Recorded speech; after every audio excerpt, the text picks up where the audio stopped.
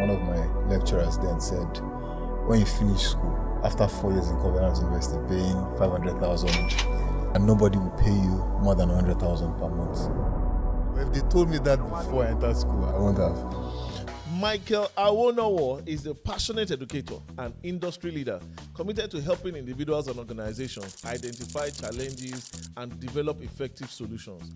As the founder and CEO of McD, a leading commercial design and construction company transforming work environments across Nigeria, under his leadership, McD has played a pivotal role in shaping high-performance workplaces that empower brands and enhance productivity. McD has successfully executed workplace design and optimization projects for leading brands such as MTN, UAC, NLNG, PiggyVest, PwC, Fairmoney, and Nexford University, amongst others. Michael is deeply committed to mentorship and education. He actively engages with young professionals, students, and entrepreneurs, sharing valuable industry insights to inspire and equip the next generation of creative leaders.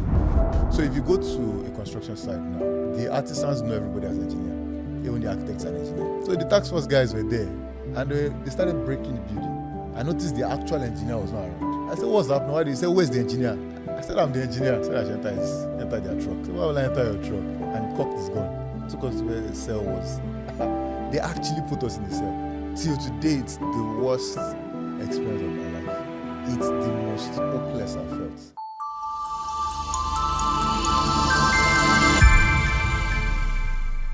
Hello, Africa, and you're welcome to another episode of CEOs Unscripted on Mr. Jags Africa.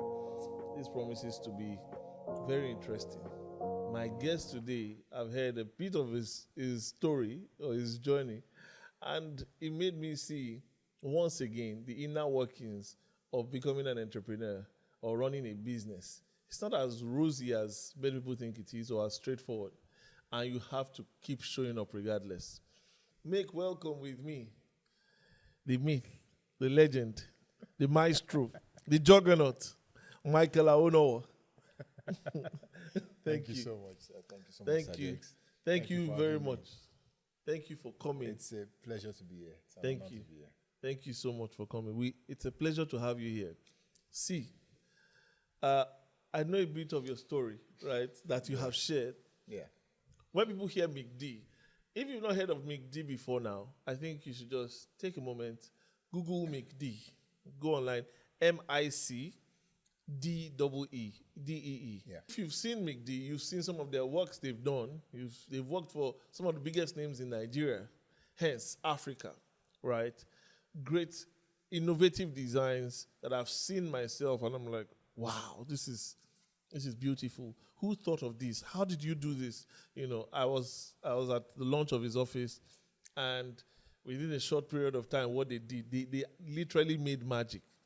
So, I know you studied architecture. Let's start from what you studied, right? Yeah. So, studying architecture, you know, starting out in life, did you see where you were designing spaces as your core? Or did you just want architecture? What I saw back then is work with one big organization, build something, be the one doing the drawing behind the scene, and that's all. Well, to be fair, no. There's this illusion that many architecture students don't understand. I'll call it an illusion. Architects are glamorous. Even in school, architect students are the glamorous. They dress well, they look very good. But it's not the same thing outside. And now, that is not to say you don't have architects doing well. There's a reason they call them star architects, which means there are not many. So a lot of people that do extremely well are the people that own the organizations. Yeah. And many of them treat the profession like artists. So they are the kings and queens. And there's nothing wrong with that. But it makes it very difficult for the people behind the scene to be known. It also makes it very easy to underpay the people behind the scene because they're not known. Yeah. So I think it was sometime my 100 level, one of my lecturers then said, when you finish school, after 4 years in Covenant University, paying 500,000 yearly, that nobody will pay you more than 100,000 per month. What? Yes, after finishing masters. in my 100 level. So I wish they told me that. Well, in hindsight, now it has worked out. Yeah. But if they told me that before I entered school, I'm Yeah. not studying architecture. Yeah, I won't have. So so my 300, my 400, I wasn't really interested in the course. Yeah, Because I'm like, what's the point? I mean, what's the point of doing 4 years of this and then 2 years of masters? So that's even if my school fees is pegged at 500K, that's 3 million. And then I'll get paid 100K. And it was incremental. It kept increasing. Yeah, it kept increasing. Covenant University. I think at the end, maybe 650, 700, thereabouts. So I didn't see myself doing this, which is why I think somewhat in my final year in masters, I started delving into computer visualization. So doing graphics and all of that. So I didn't see myself doing what I'm doing now. Because at that point I was like, yeah, I don't think I have interest in this industry where it's 1 in 1,000 that would succeed. Where could that lecturer have been talking from? Is it bitterness or? No, it's fact. It's fact. When I finished school then, the average salary for architects was around 80,000 naira. Yes. That was 2015, 2016. So you should have just gone to, I don't want to name any other school. Why go to a private school? Exactly. Do you understand? Yeah. And to be fair, when I came out from school, my first job paid me 85,000. And she was a foreigner. And I asked, why is salary so low? She said, it's not low. She pegged it to the industry standard. Oh, wow. Yeah, so that was the reality for young school graduates. I mean, now you can look at people saying they work with Shell and you're receiving $2,000 monthly as a graduate training. That did not exist for architects, and I don't think it exists now. I think it's still quite low. I can't say what the industry standard is, but I know it's still quite low. Why is it low when there's a lot of money there? So I think it would be a case of understanding what value is. Your typical client, when you design a structure for him and then the contractor builds it, to him the contractor did the work. You did something on paper. I mean, I've had a well-to-do, well-respected person that's in the space say, what you're doing, I can do it on an iPad. And we're in the same industry. Wow. Yeah, so I mean, if you could download a free app on an iPad and do the work, which in truth is false, but then that's the understanding a lot of people have. So if they don't imagine your value is anything worth it, then it makes sense why they want to pay you. Started out, first job, that was after masters? Yes. After NYSC. Well, mid NYSC. Let me not speak too much about that. Why don't you want to speak too much about that? Because should I say this? Yes. Because I say this. Yes. Go ahead. Okay, because I think midway through my NYSC, I was posted to a village in Rivers State. Now people say Rivers, people say Port Harcourt. I did not know Port Harcourt. I was posted to Abu Odua. It's the Ikorodu of, maybe worse than Ikorodu, of Port Harcourt. Yeah. So it's the place where when you're posted there, you tell one of the camp supervisors then that I was posted abroad. I was like, oh. Yeah. That was the reaction I got. So I was there for 3 months. Now, I studied architecture in Covenant University. Yeah. We worked on massive projects. We worked on skyscrapers as thesis. We visited these projects as well. I was in that village, it's a village, for 3 months. And I forgot what the tall building looked like. I mean, I visited Port Harcourt after around the 3 month mark, and I saw a 3-story building and I was astounded. Now, this is someone that went through 6 years studying architecture. And last night I knew, this environment is not helping me. If I stay here for 1 year, like this is 3 months and I'm already excited to see a 3-story building. Yeah. I'm like, no. So I don't want to go into too much detail about it. Yeah. Oh my God. Yeah. So the power of environment. In the last interview we did, the guy was talking about association. Yeah. Environment too matters. Very much so. Very much so. I mean, I went to Covenant University. Now, which is why maybe that place was a lesson for me. Most of the people that I posted there were from state universities. Now, this is not to put down state universities, but there's a level of exposure that's expected. Many of them were comfortable in that area. I think that was the point where there was an election in Rivers State. And when the election time came, I came to Lagos for, I think, during the period of election. They kidnapped, in quotes, some of my core members and gave them 50K to rig the election. They kidnapped them to rig the election? Yes. As in, they took them, they didn't rig it. They carried them, took them somewhere else, and told them, don't worry, you're not the one doing the rigging. We're the ones doing the rigging. And they thumbprinted their preferred candidates. This was 2016. And those same people told me I missed because they got 50K. Oh my God. Yeah. So that's what, now, 50K to me then was, environment. Yeah. That's how impactful, because they called me and said, no, you missed, bro. Like, we got 50K, see what this guy bought, see what this person bought. And I'm like, did you skip the part where you said they kidnapped you? Yeah. Like, what are we skipping? Because this could have gone worse. Yes. Yeah, so what if you said no? Do you understand? And I know during that period, I think one core member was killed then. Not from my this thing, but someone was killed in Rivers. In Rivers during that period. So it's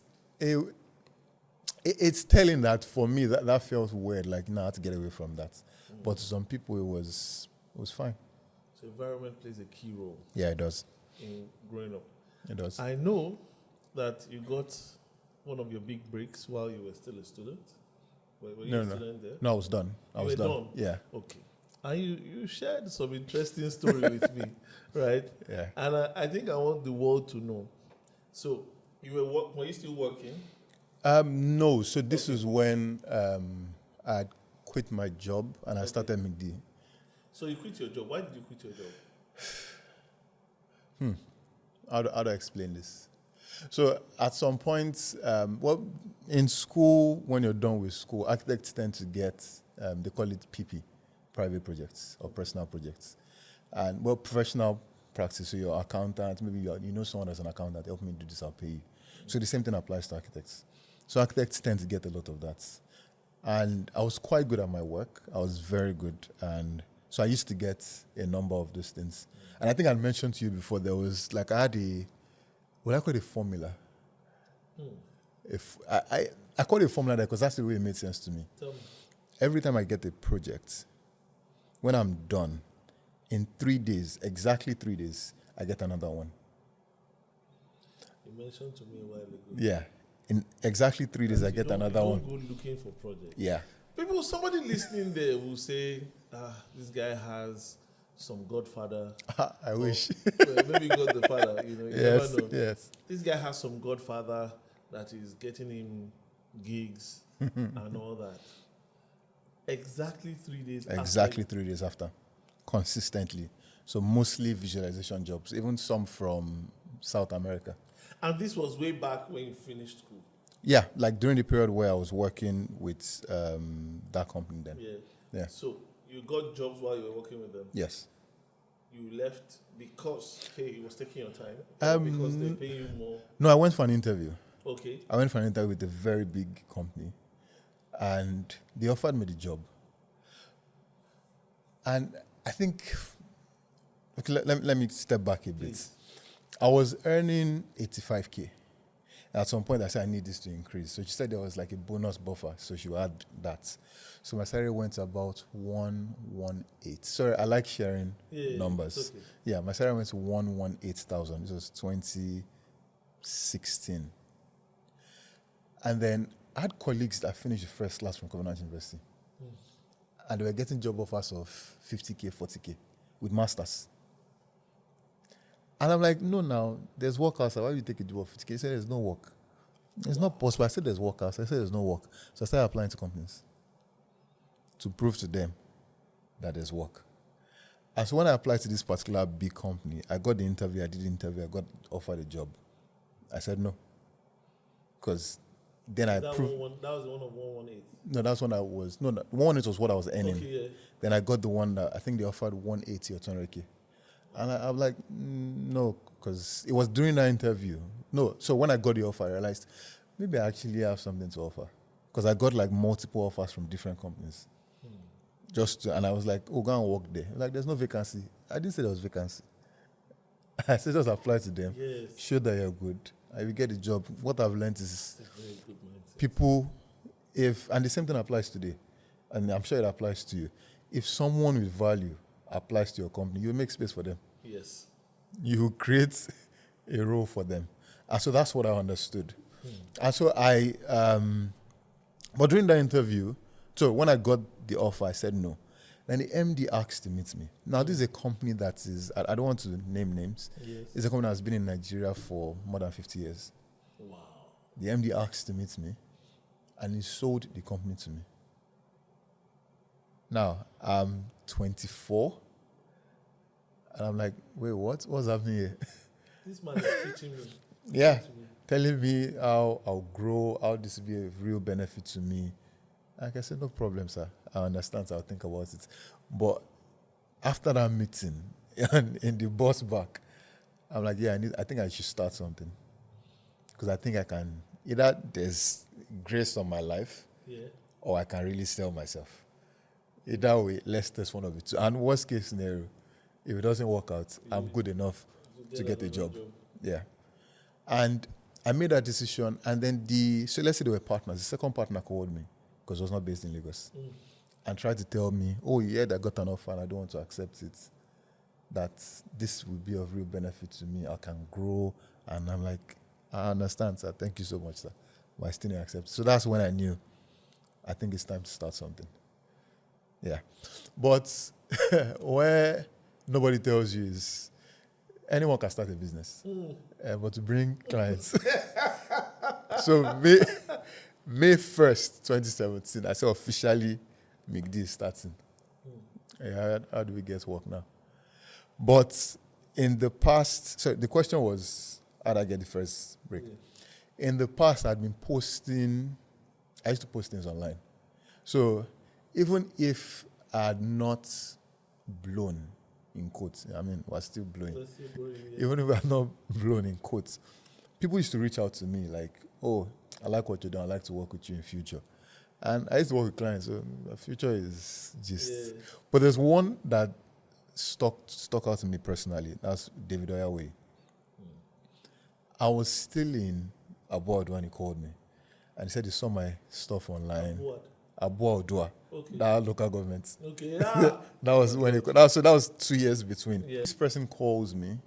It's David Oyawe. We've worked on a number of things since then. Yeah. And then he says, oh, he's starting a furniture company. He has seen my 3D renders online and would like for us to partner together. I was like, sure, no problem. I'm looking for clients. No wala. And then we don't speak for almost 2 years. Wow. So maybe just on Twitter, Instagram, comment on your work, nice work, whatever. And then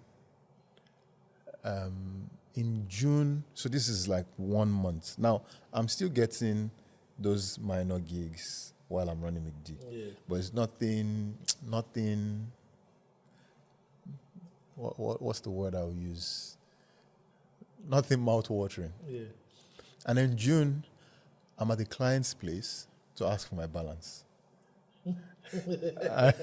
I still put something out around this today on Instagram. I'd come from Songota. Yeah, I was with some friends in Songota. From Songota to Ilupeju. Ilupeju? Yes. Okay. I'm at his place and I'm like, my balance, I think it was 300K or 230K. And he didn't even see me. Wow. So I was like, no, let me be going back home. And I get the call from David. Why did you do something? No, I don't think I did. I think it was just a case of maybe I didn't. I think it still boils down to the value thing. Yeah. But I mean, the work we did is standing. But that's a story for another day. Yeah. So I received a call from David. He's like, "Oh, hi Michael, how you doing?" So I'm good. Say, "Where are you right now?" I said, "Look with you." Like, "Oh, can you come down to Ogudu? My office wants to do a small space for their office. My company wants to do a small space for their office." I'm like, "Okay, sure." So the transport fare does not waste. Let's go to Ogudu. And so this company is Softcom. Yeah. They were still on Ogudu Road here. And then I come there. I don't think I'm even dressed. I'm wearing plaid shirt, jeans. I'm sure I was looking very scruffy. I was like, "Oh, they want to do their office." Then it takes me to a place in Ikeja, this massive building, that they want to work on it. And I should just start with designs. And then I met the founder. Obviously, I met the founders then. Obviously, they didn't trust me. I mean, what have you done? Like, why do you look like this? And I'll give my projects. But I've been doing a lot of things in the past. And this is where they say some things, the lines don't add up looking forward. So I don't work for a number of clients, even though they were just renders. But my renders were good enough that you could almost think they were real. So I showed him stuff I had done for Stambik. I showed him stuff I had done for Winners Chapel. I was like, "Oh yeah, sure, do the design." And that's literally what became Softcom. Wow. Yeah, so that's where Softcom started from. Now, there's a lot of story. Did they give you the contract? They gave me No, so they gave us design first. Okay. Because they said, "Okay, you know what? I think your designs are good. No problem. Give us a bill for design." The job was just to do design. Okay. I remember that I sent my invoice for, I think, 6.6 million. I'd done the maths, done calculations, and Yomi, then the CEO, called me. I was inside a boss. He said, "Michael, I saw your invoice. What time is 1 million?" I'm like, "Sir, you know the amount of work." He said, "I understand. What time is 1 million?" He said, "If you agree, you can send your invoice now." Nah. I said, "All right, sir." And I sent him invoice. But I was still very excited. Yeah, that was an office building.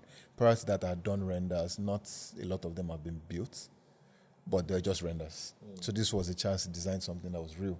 Yeah. So I went straight to Ota. Now, I had some friends of mine.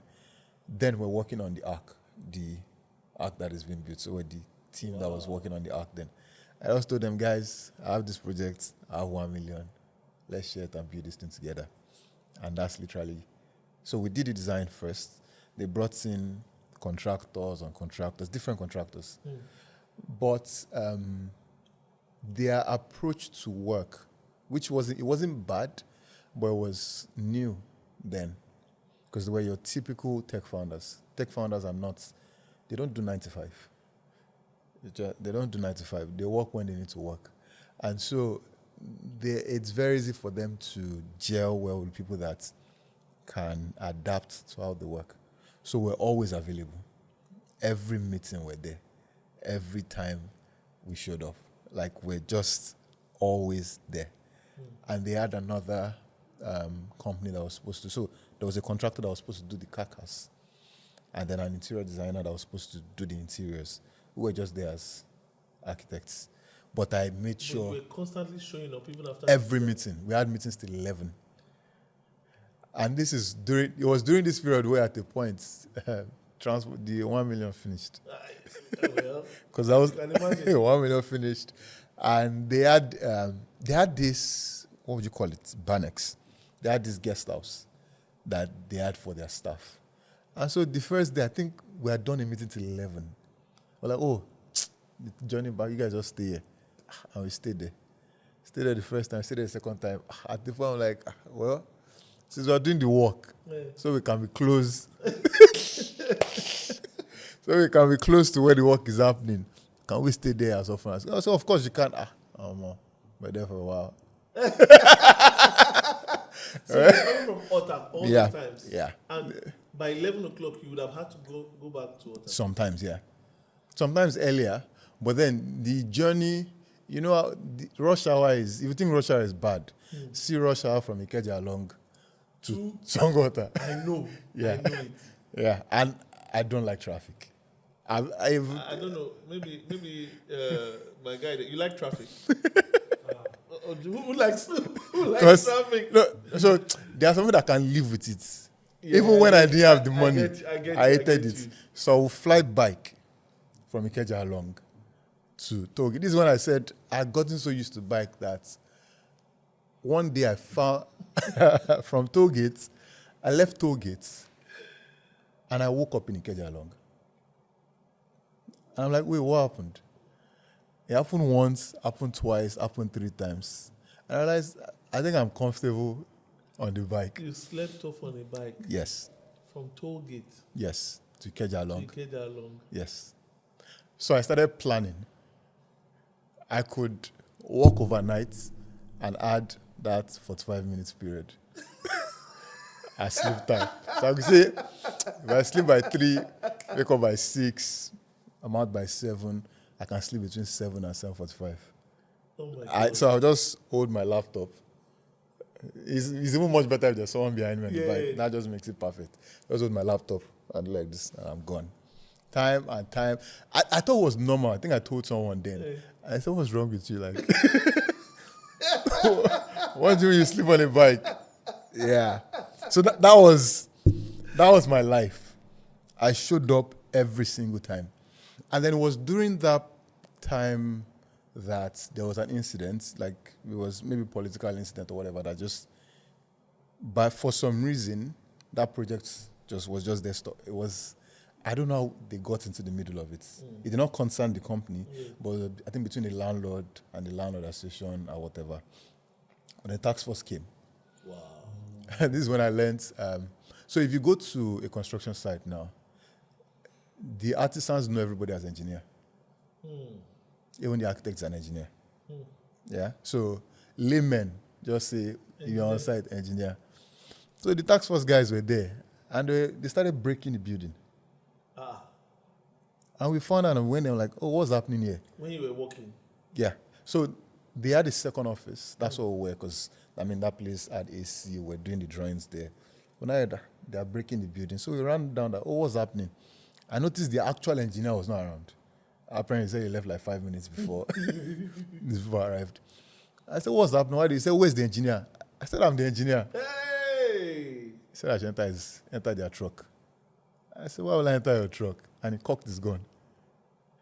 So I just entered the truck, closed the door behind me. And then they took us to, I think they have a task force headquarters along Oshodi, before you get to Oshodi. Now, there was serious traffic, so the Softcom guys could not meet us. Before we got there, they made us write a statement. Before you knew it, told us to drop our belongings. It's one who said, Did you write a statement? Yes. What did you write? that we went against Lagos State Agreement or whatever. At one point. Yes. We wrote a statement in their task force office. I was like, okay, maybe after the statement, you let us go. And it now took us to where the cell was. I called my guys and hey, the guys that were with the Softcom, please, they are arranging us inside cell. Like, what's happening? They said, remove your belt, remove your money. And then they actually put us in the cell. It's, till today, it's the worst experience of my life. Because there's, I think at some point, I think one of the Softcom guys sent someone to come tell us that, oh, we could not, because this was, I think, like past 7. So we can't get you guys out because of bills. So we have to wait till tomorrow morning. It's the most hopeless I've felt in forever. Because now there's the hopelessness of, oh, I'm not getting out. And time, I don't know how time slows down there. Yeah, I tried to do Paul and Silas. I could not remember any gospel song. That's how hopeless I felt. Oh my. But luckily for me, my reaction to when they passed the message that we're going to be there overnight, he just went back like, yo, Michael cannot stay here overnight. So around 11 o'clock, they got us out. Wow. So 11:30. So I was in the cell for that period. Did they break down the whole building? No. They just started breaking walls. And the site was shut down for, I think, more than 2 months. So after that point, I think I was in Abuja for, I think, another Softcom project. Then I received a call. I don't know if it was from Yomi himself. Hi, Michael, we can resume Softcom now. Where are you? Can you be in Lagos tomorrow? And I flew the first flight down. Next day, I don't even know I got the money. Maybe I borrowed the money. Next flight, I came down. And I think just all of these things compounded to the idea that, this guy is dependable. Not long after that, he offered us the contract. And I remember my first reaction. I told him no. You told him no? Yeah. Because that was where... Because I've not done this before. No, because I've never done this before. Yeah. I don't know what this is. Although, to be fair, when we came back from the flight, he did give us a gift. I remember then. He gave me a gift directly, and I just shared it with all of my colleagues. Wow. But he said, I think you guys can do it. And he made a statement. And he said there are 3 types of... It's not a perfect statement, but he said there are 3 types of companies. There's the company that is just starting and understand they're just starting. There's the company that has grown and understands that they've grown. And there's the company that is just starting but is pretending and is acting like they've grown. And I don't want to say anything about the company I was referring to in the thought, but that's where I was like, I think you guys should do the work. There's a company that is just starting. And they understand we're just starting. And they act like it. And they're aggressive about growing. Yes. There's a company that has grown. Yes. And they act like, we've grown, we carry ourselves. And there's a company that is just starting. And they're acting like they've grown, but no capacity, they can't pull off anything. So it resonated with me. I think I see where it's coming from. Because it was a shade to another company. It was a shade. I don't want to mention the company, but that's where I was like, don't worry, go back, come back with a plan. So luckily there were some other people that were with us on the project. MIGD was bringing a lot. I think we had like 4 or 5 people on the project. The other people, I think one brought one. The other person did not bring anybody. But I shared the money equally because I'm like, it's better we understand we are putting equality. Yeah. So it's not that, because you're getting more, then you need to show up more. Let's understand, even though it meant that there was a lot less for us. And so that's how we got the Softcom project. That's a very beautiful mindset. Yeah. Association, environment, building. There's something we learned in the last podcast. Yeah. Was the guy said, don't try to be the only one successful. Yeah. Some people want to hoard all the money. And one guy told me, he said, if you're trying to hoard all the money, right, and pay people peanuts in shares, then just be ready to be the operations manager for everything. Yeah, true. You keep running it. True. You keep pushing it, with blood, tears and sweat. Other people will just show up minimally because they've been paid minimally. Yeah. I think it was very brilliant. How did you come about sharing it equally? Because you're the key person, and you didn't need to let them know what you were paid. You can just contract it out. Well, it could determine a lot. No, I don't mean with my staff. No, I know with the other guys that were in Otta with you now. No, not Otta. Oh, okay. So there were other people. So there was like an interior designer, and then there was someone that was just a builder. Okay. Yeah. Now, MIGD, if on the team we had 8 people working, like 5 of them from MIGD. But I said no. Between ourselves, we shared these funds. The money was coming straight to MIGD from the clients, but whatever profit we had, we shared it equally. Yeah, good man. A very good man. And that was your first project. Yeah. We didn't know the scale of... I mean, to be fair, all of the staying with the staff, it helped us really understand them. I don't think would have... So this would be like a design expose, what I'm about to say now. the founders of Softcom wanted an office they could bring the biggest companies in the world, the biggest founders in the world. They're B2B. And those people walk in and know, yeah, if I give these guys $1 billion, they will not shake. Yeah. Their staff wanted an office where they could wear slippers to. Those things don't add up. So we had to design an office that could give both experiences. That must have been tough.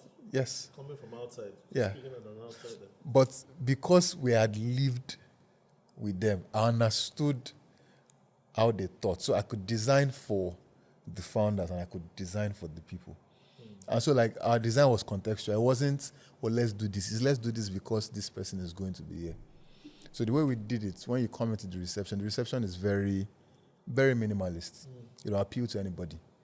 But then if you have a client, take the client upstairs. There's a staircase right there. Upstairs is designed like a bank.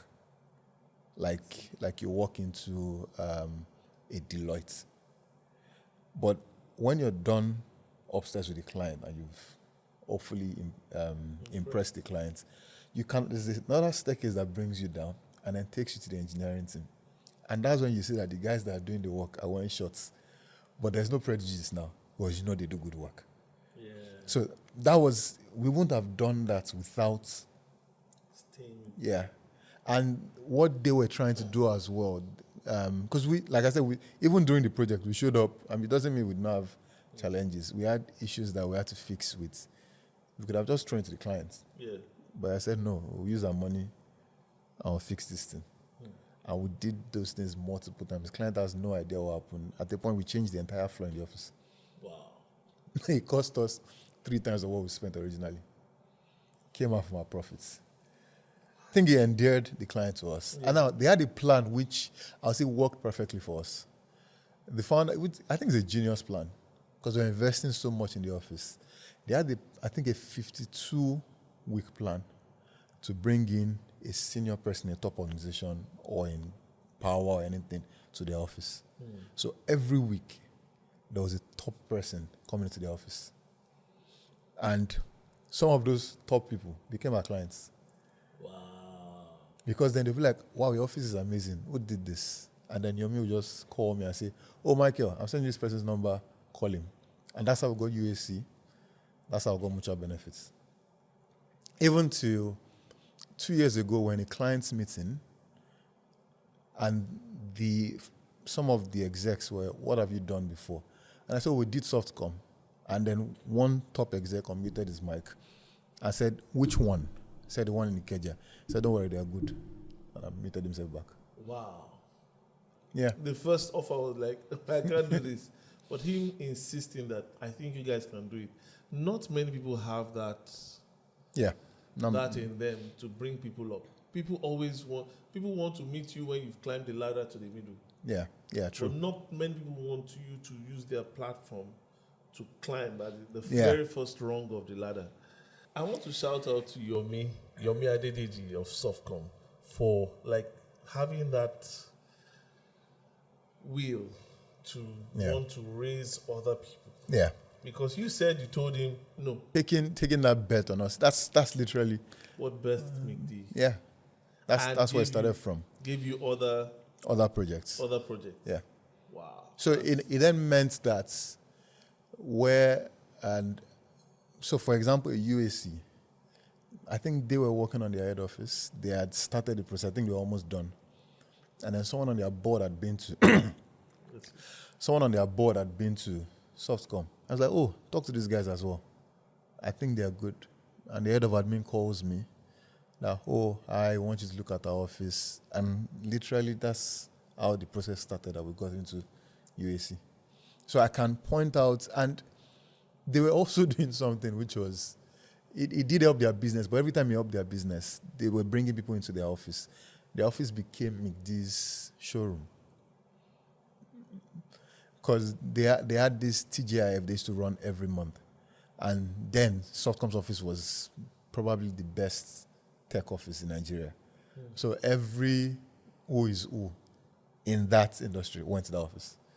And so after every TGIF, you go to Twitter and they're like, Softcom's office is amazing. who this comes office, and I just be there. I don't want to. I don't want to. Hey, we did. Hey. And I think that's literally how we got Piggyvest as well. Wow. And so I can draw a straight line from the kind of work we're doing today, how the work we're doing for MTN came from work we did for UAC, how UAC came from Softcom. And I can draw it back to that call I received in Abu Odua from David Oyaway. So now when you look back at it now, it looks like it's perfect, but I think the journey was not sweet. It was not. I didn't quite. I won't say I enjoyed it. I mean, I slept in the cell. Yeah. But I wouldn't change anything. I love it. I wouldn't change anything. I love it. This guy called him 2 years ago and stayed mute or went mute. MIA. Another person seeing that call would have said, this guy has tried to give me a job 2 years ago. He's calling again, saying I should come and check a small office. And you would have sized him up based on 2 years ago. Yeah. Just be open to opportunities. Be ready to, put yourself out there again. Give people a chance. If there's anything I'm learning from here, then it looks like it's been all fun and rosy and everything since then. Were there times when you wanted to just throw in the towel, like this McD? That's one. Were there times you wanted to throw in the towel? Two. Were there times when you started off and your parents said, "Hey, what are you doing? You are doing business. you are becoming CEO." Did they encourage you towards that? Did they discourage? Okay, let me start from the second one. Yes. So my mom is a serial entrepreneur. And when I say serial, she has done everything. Today she runs a bakery, a restaurant, and other things. So, and she's retired. Just to give context. So, but when I said I was going to quit my job, she asked me then, "What are you going to do?" I said I'll be doing. This was before I even started McD. I said I'll be doing personal projects. And she's like, "Where will you get clients from?" I said the same way I've been getting them. My 3 days appointment with God. I said, "Sure, carry on." So she was our first accountant. At a point, she was maybe legal. At a point, she handled her books for maybe the first 2 years. Wow. So I hope you are paying her retirement benefits well now. We're doing our best. You're doing very well. We can't still afford that one. We're doing our best. But because she has that background, she understood that where things are difficult and I go to meet her and I just expect her to say, clear. She's like, "What do you expect? If it was easy, then it won't be worth building." And then she remind me that, "Don't worry, these things take time. What do you need access to?" Stuff like that. So she has been, in terms of support, my biggest support from my mom. I have to say that. Have there been times where I wanted to throw in towel? A lot, too. A lot. Maybe not of late. Yeah. Not of late because life is soft. because there's a bit of structure now. There's a bit of structure. But I won't say the beginning was enjoyable because there was no politics. You do the work, you deliver the work. But the point where we started to bring in people and then different people have different expectations and then you have to pay salaries. Yeah. And it's not like our work. Wow. So you get paid? I thought it was an NGO. And it's not like our work is recurring money. It's projects. You do your work, you deliver the work. Yeah. So the longer a project takes, the longer the money comes in. I remember a particular night, and this is telling. I think our salary budget then was 2.8 million. And I sat down outside our Maryland office around 8 p.m. I had no idea what I was going to do. Wow. That was like maybe last day of the month. I had nowhere to get the money from. I did not know how I was going to go about it. And I called someone who referred me to you. Wow. Yeah, you gave us that loan. I don't know if you remember. Oh my God. Because I called you and then you said, how long, what projects, call Emeka and tell him I said this and that.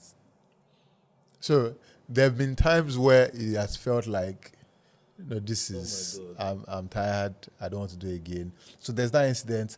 There's a time when we were doing UAC, and the project was during the COVID period. So I was stretched, we were out of money. I remember texting Yomi that, bro, I'm going to die.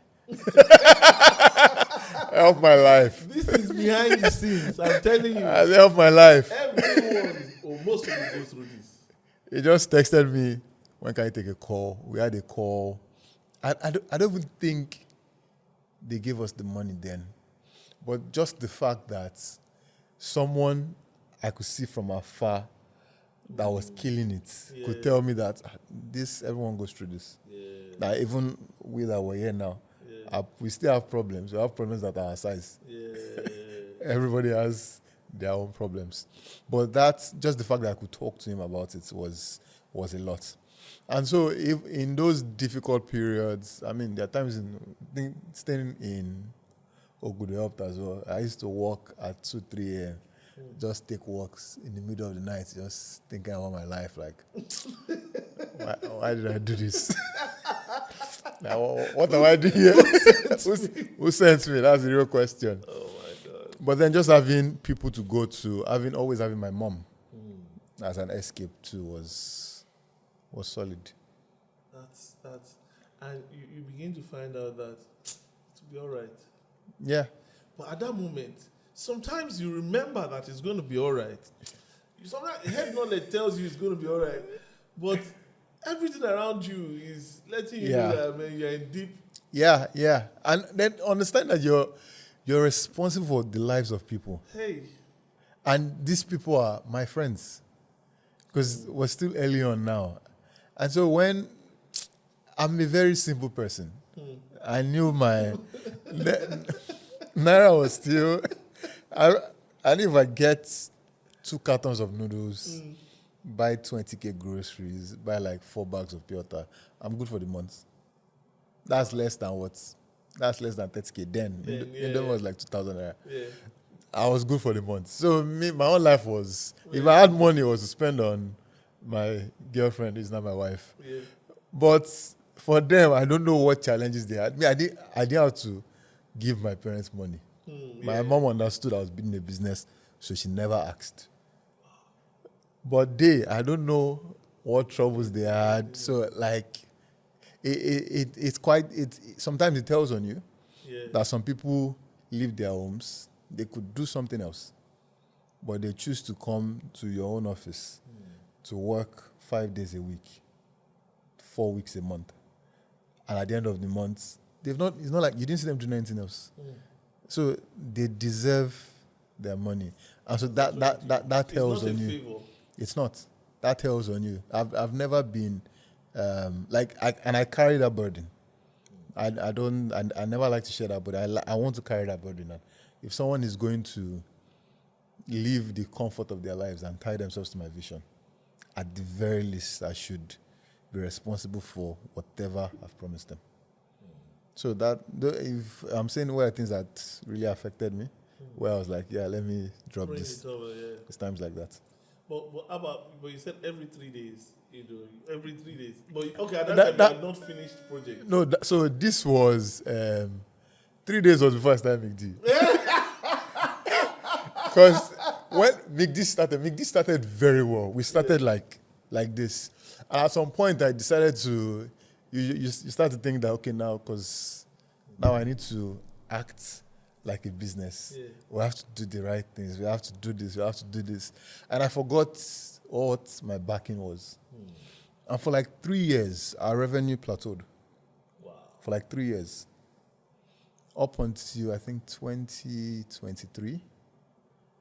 2023, I went back to setting like, no, this is not the life I was living. And then I went back to, so there are things that we did. So for example, when we did Softcom, when we had 4 staff, there was no reason to have 4 staff, but I knew they would be taken care of because I know the work will come. There's a saying that I have with my mom. Just anytime I call, I say, "Omo, is like, I don't have money. Simple, money will come. That's what we tell each other. Hey. And we're not, it's not advice. It's facts. It's not just sympathy. It's prophecy. We know that the money will come. And so I went back to that and I said, no, if we're going to grow, I'm going to recruit for the growth that is coming. And the work came. But that's against all the. That, you know. That's why. Before kind of, you have to. You know, there are many principles that it is when the job comes. Yeah. That you should now grow. You should. So I agree, those things exist, which is why sometimes when successful people tell you is God, they honestly can't explain. They are genuine when they say it is God, and I've seen enough to understand that when they say it is God, they are right. Because if you ask me, we've done very well between then and now. We've done very well. Yeah, we've done very well between then and now. We're still doing very well. I can't tell what we've done different, aside from the fact that we've taken leaps of faith. Wow. It's not like our social media has, not like I have friends in high places. We've just doubled down. We've done our work when it was due. But we've taken big bets. We've taken steps that we won't have taken because according to Economics 101, this should come before this. So I'm not the perfect person to give advice to people let me give context. Not the perfect person to give advice to someone that does not have faith. Yeah, to only logical people. Yes, because if you follow what we've done, it's not logical. Yeah. Yeah, but with the context I have, with my history, it's very logical. It's the logical thing to do. So now, are you saying for your leads, you don't lobby? Where? Who do I know? To lobby, you need to know you're lobbying, right? All these people, all this. I don't know. I think God has blessed us richly. I don't know how they reach us. I don't know how they get to us. I know the kind of companies we're working with right now. This is ridiculous. And God has blessed us in an amazing way. No, and good ridiculous, I mean. Yeah. There's there's this song that's going on when our favor surrounds me like a shield. There was a time, this is when I knew our fortunes had changed last year. Okay, there used to be a running joke in the office that anytime there's a period of no work, use it well because you know a lot of work is coming. So there are times where you come to the office and people are playing Scrabble. Me, I'm playing Scrabble. Monday morning. You might think I was serious, but it was. I used to tell them, enjoy it now. Yeah. We used to have, I remember then, a staff of ours. She joined then. I think it was March 2023 or 2022. And she was like, she doesn't have anything to do. I said, wait. Till today, she has not had break. Anytime I see her, I say, you see, you could have just kept quiet. Yes. You jinxed it. So the same way, now I have to intend, because now there's always work. There was even a time where I think we started getting like leads from major companies. This was like late, say September, October last year. Almost like every week. And I was telling my people, and at the point, they were not shocked. Because I told my design lead, I was like, don't worry, prayed about it. I said, wait, when? So they had a stand-up and they prayed about it. Prayed about McD. Now, things like that that's not me. I was not in that meeting. Wow. And so, the work coming in, they're not shocked. They prayed about it. Before they send in stuff, they pray about stuff. But now the work is not plenty. I'm like... You wanted to reduce it? No. You prayed for it. You will do the work. So it's been... I can't... there's no... It also shows... Sorry. Let me let you finish. I don't know. There's no blueprint to how it works. I can't say someone should do exactly this. But I just know God has favored us. It also shows that you put your heart into your work. Oh, yes, we do.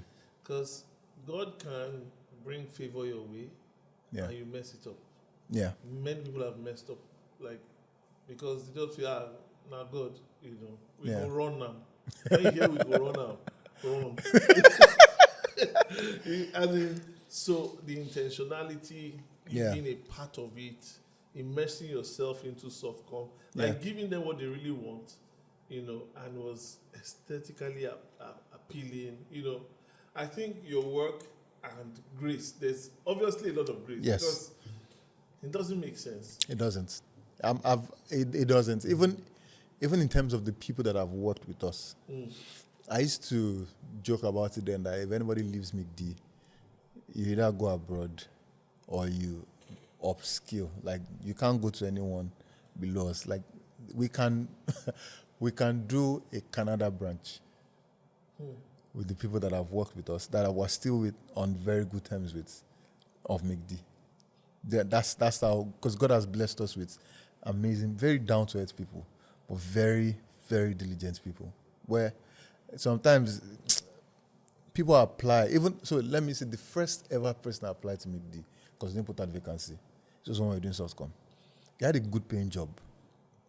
Now this is before we did the construction, so this is when we're still managing the 1 million. 1 million. And then he tells someone that he really wants to work with Michael. And they tell me, I said, why?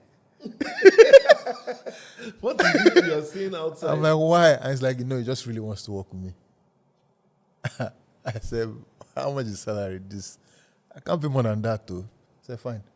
Wow. That person worked with us for a while. Now he's in Canada. But I think he also showed me what loyalty meant. It's not, to have good people is not easy. Just last week, we had someone go to Kaduna impromptu on Sunday. And the person went, no, you have to do this by force. Are you available on Sunday? Can you do this? Yes. So I don't take it for granted. I know how many work have I done? And how many, you understand? But the people God has blessed me with as well, yeah. Apart from Yomi, Yeah. and Softcom, who will you say are your biggest influences? One person that has really influenced me, but it probably doesn't know how much he has impacted me, is Fola of UAC Nigeria. That's the group MD of UAC Nigeria. That's Fola Ayeshimaju. Fola Ayeshimaju or Shimoju. Shimoju. Okay, so that's Fola Ayeshimoju. Yes. So shout out to Fola Ayeshimoju for helping young African businesses. Then who else? Living Dead. I said Living Dead. So there are some client reps that might not want their names Oh, I see. said in I public see. that have really helped us. There are people that have worked with on the client's business. They might not be. Okay, so let me go back to the question. Yeah. Like, biggest influences, people that have influenced your philosophy in life. Oh, my philosophy in life. Your decision making.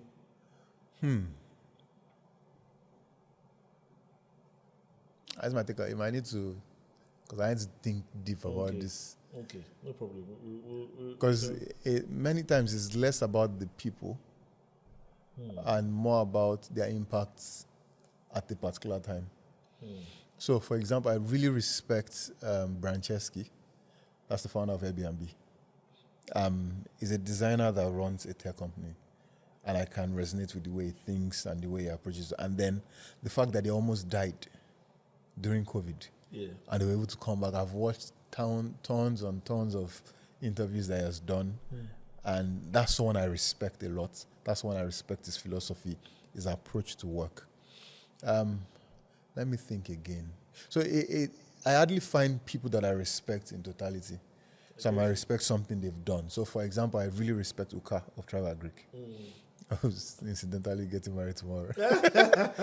I really respect Uka of Travel Greek, and just based on his impact on the people around him. There was something Uka used to do, and I'm sure he still does. Maybe he doesn't do it as much now. Then if he met you, he would ask you what you do. He would ask you where you're doing it.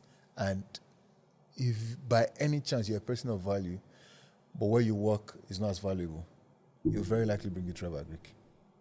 Wow. Yeah. Now, Shout out to Uka Eje. Now, that's... I didn't understand that until this year. When I think I read online that a CEO's job is to build the company. Sometimes it's to build the team, build the people. And so I now understood, because now we're actively recruiting and we need quite a number of people. And so I now understand why that is important. Because sometimes value is not where you think it is. Some people don't, like, for example, maybe I wouldn't have bet on myself if I was Yomi. Jigget. But if I just had, if I had a conversation with me, I know I would know that, there's something there. And so now I'm getting used to just speaking to people, what you do, how do you do it, and then meeting a lot of people. Yeah, so that's something I picked from him. As regards the Fola one, now why I would say his impact is not as direct, because when we worked on the UAC project, we had a lot of interactions with him. Most of it was virtual because COVID period. But his approach to life is outstanding. He's one of the highest earning MDs, CEOs in Nigeria. But when you hear him speak about diligence, about managing resources, there was a decision we were going to make on either using tiles or polished concrete. And I think the difference was maybe one was 18 million, one was 20 million. And he made a statement. He said, if you spend 18 million and it doesn't feel like 20 million, you didn't save 2 million, you wasted 18 million. So today, anytime I think of, are we saving money on this? Are we actually saving? Or we are losing money? His voice just comes back to my head, and I play that again. And so there are people like that. Their words, they ring in your head. You build layers and layers of philosophies, but you can go back to the underlying statements that person made. So I think in terms of people that have influenced me, and of course yourself, sir. Please, let's move on. We can go on and on. Let's move on from there. I want to find out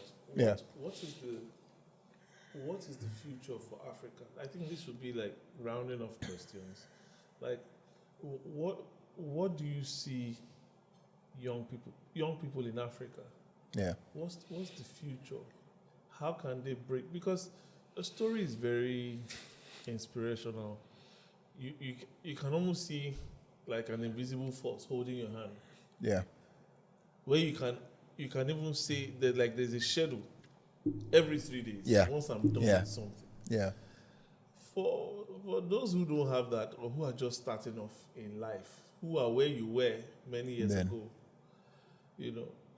don't let me. I want to put a lot of questions together, but let me just ask this. I'm going to rewind.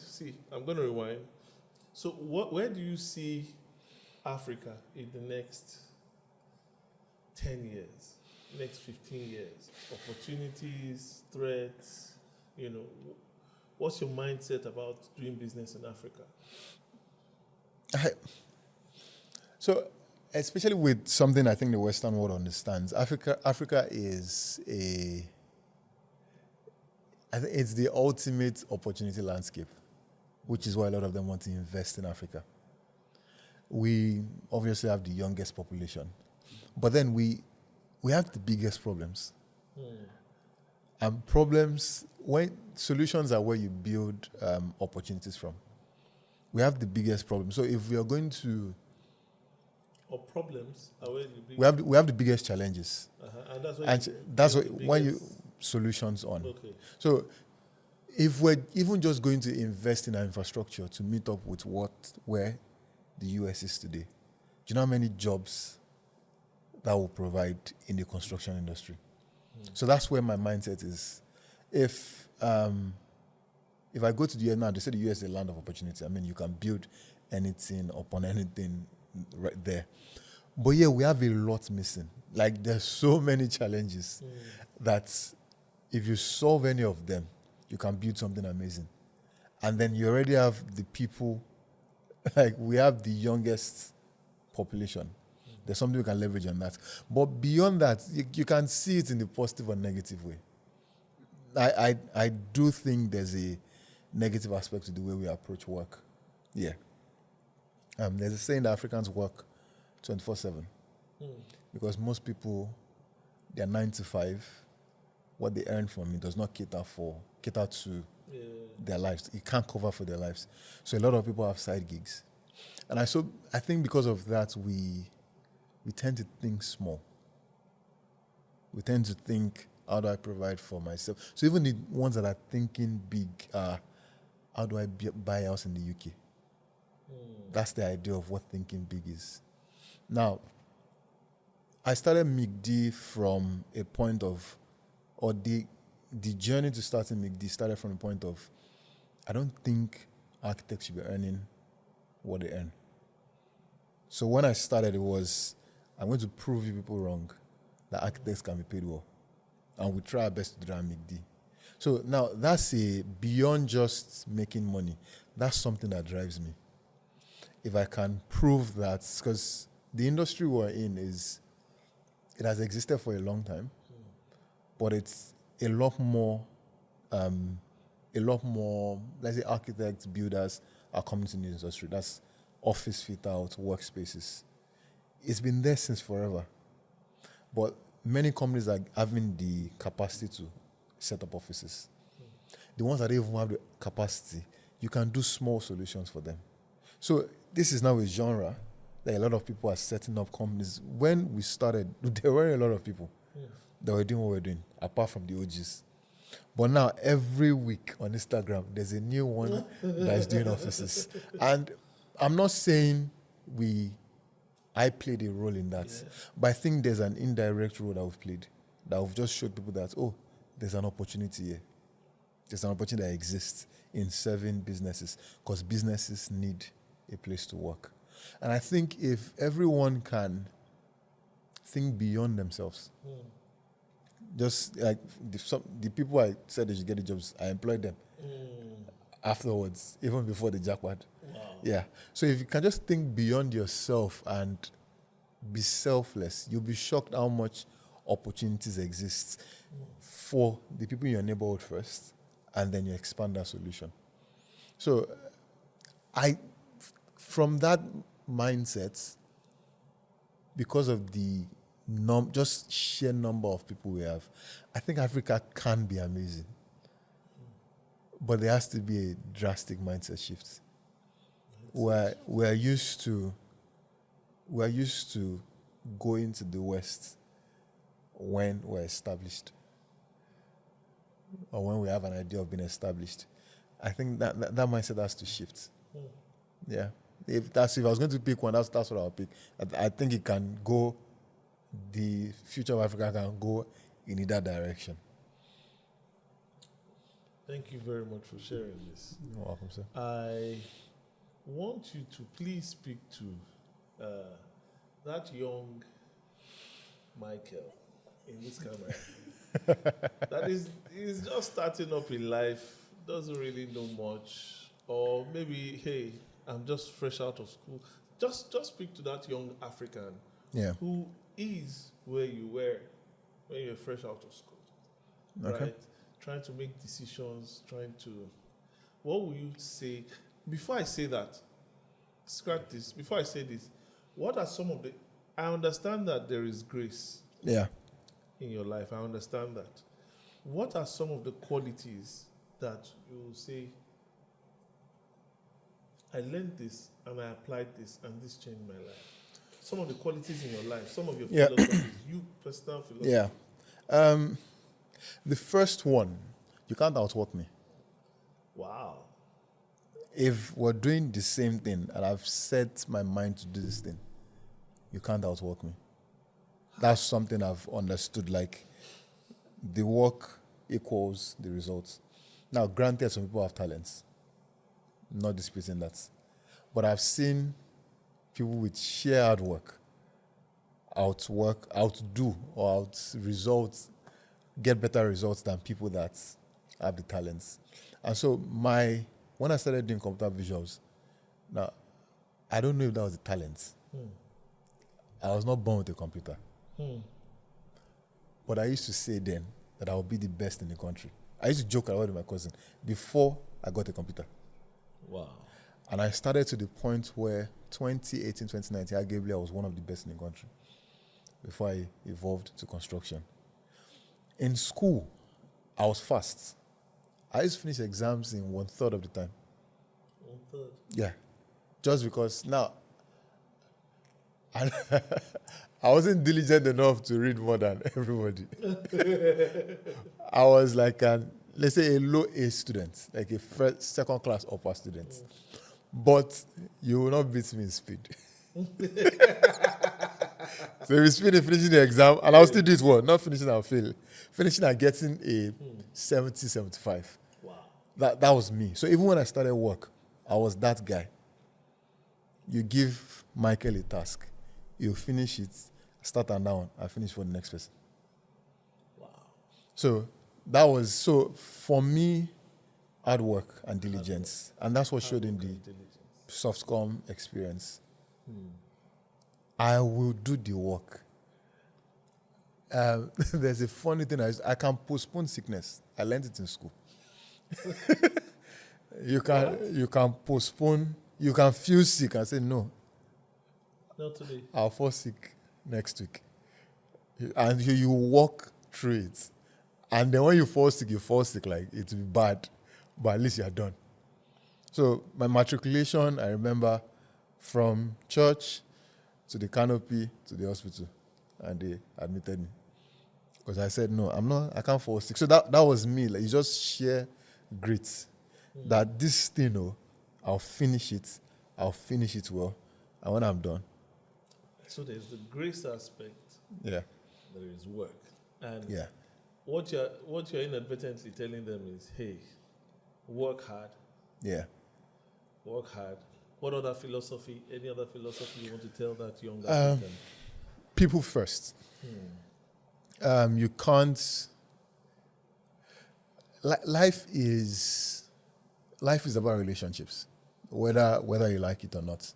Even B2B clients are still C2C. It's still consumer to consumer, human being interacting with another human being. Customer to customer. Yeah. So either ways, you're dealing with a human being. And so no matter how good your work is, if the human on the receiving end does not trust you or does not like you, they're not coming back to you. So that's one thing. It took me a while to understand that. In school, it's very easy to do your work, get the mark. When you come out to the real world, it's about relationships. Everything is premised on relationships. That's why nepotism exists. You see some people get the job and say, no, my work is better. But they make your clients feel better than you do. And so relationships is anything. Build relationships with, I know there's this popular saying, I don't be friends with your colleagues at work. That's a lie. Don't be familiar with them, but be friends with your colleagues. Because you have no idea who is going somewhere that can refer you. Yeah. So human relationships, put people first. Every work we do as human beings, in one way or another, is advancing the life of a human being. Think about any profession, health, accounting, you're doing it for the sake of a human being. So the moment you understand that at the end of everything you do, it's either for the advancement or maybe in Hitler's case, for example, the opposite end. Yeah. But it's for the advancement of a human being. By the time you understand that, you stop to see just numbers or just drawings or just pixels or just pictures. You see the people behind the results. And by the time you understand that people are the end product, it changes how you approach everything. Wow. It changes how you approach everything. I want to say a very big thank you. Yes, sir. I feel this is a part one. I'm telling you, I feel this is part one. I know that there's going to be part two. Many stories to share. There are some stories that I didn't ask intentionally. Times growing up, how they were really broke, as in relatable stories with African. That's why there has to be a part two, where growing up, what they had to do, to eat, get food on the table, and coming out of that to become who he is now, right? I mean, I've heard it and I'm inspired that people can come and pull through this. You can say, my mom and dad, maybe they separated or this or that. He can relate. I mean, there are stories for days. Yeah. That's what I'm saying. There has to be a part two.